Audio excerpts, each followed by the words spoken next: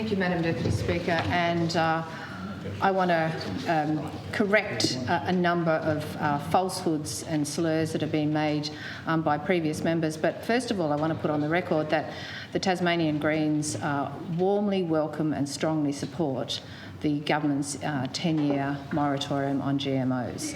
It is incredibly important for this state, for our clean green brand. And that is important to put on the record that this has always had and will continue to have tripartisan support in this place.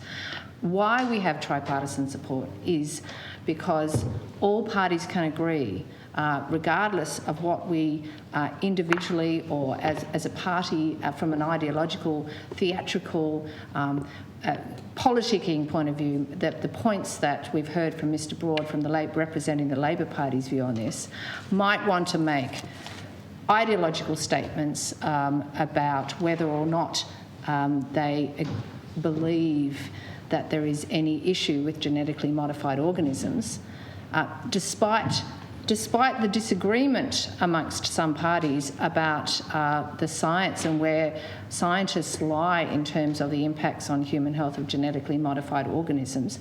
Every single member in this place and all parties agree that it would be devastating for Tasmania's export markets if we lost our GM status, because countries, especially the European Union and China, value our GM-free status. It is one of our huge marketing advantages in the world. That point, Madam Speaker, is utterly lost on the Labor Party. It is absolutely irresponsible for Dr Broad to stand here and to ignore the risks to our export markets from the potential for this, from the reality of what this federal government change will mean to the authenticity of the brand genetically modified free Tasmania. That is a brand which is so important to European Union markets and so important to Chinese. So what we have is a situation, Madam Deputy Speaker, what is the risk? Where the federal regulator has talked about the science of this particular form of SDN1 gene engineering technology, and they have made a decision, leaving aside whether it's right or wrong, I'll come back to that, they have made a decision that organisms that are SDN1 engineered will not be classified as genetically modified. But Madam Deputy Speaker, that regulator did not look at the market impact of deregulation. They did not consult with farmers. They did not consult with companies that export to the European Union and to China because, Madam Deputy Speaker, the European Union does not accept their version of whether that's genetically modified. They believe that SD1 engineering techniques is a form of genetic modification. That's the point, Madam Deputy Speaker. The Greens are standing up for an authentic brand in Tasmania, and why the Labor Party does not understand that is beyond me.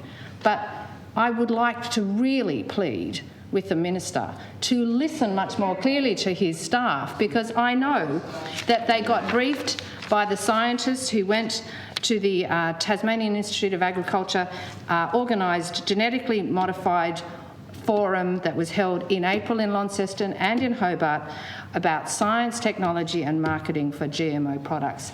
And they heard from the scientists who were there, from Europe, from New Zealand, from Australia, and they all talked about the complexity of this area, and they all talked about their concerns for the marketing impact for the export for Tasmania because of market implications of Australia taking a position that SDN1 is not a genetically engineering technique. Because, Madam Deputy Speaker, the scientists don't agree on this.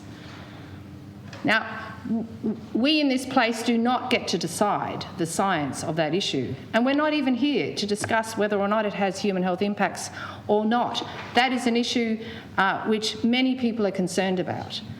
And the Greens speak for those people, but we also, as well, speak for all Tasmanians who want an authentic brand, and they want to make sure that this government is doing everything it can to make sure that we don't lose that, Madam Deputy Speaker.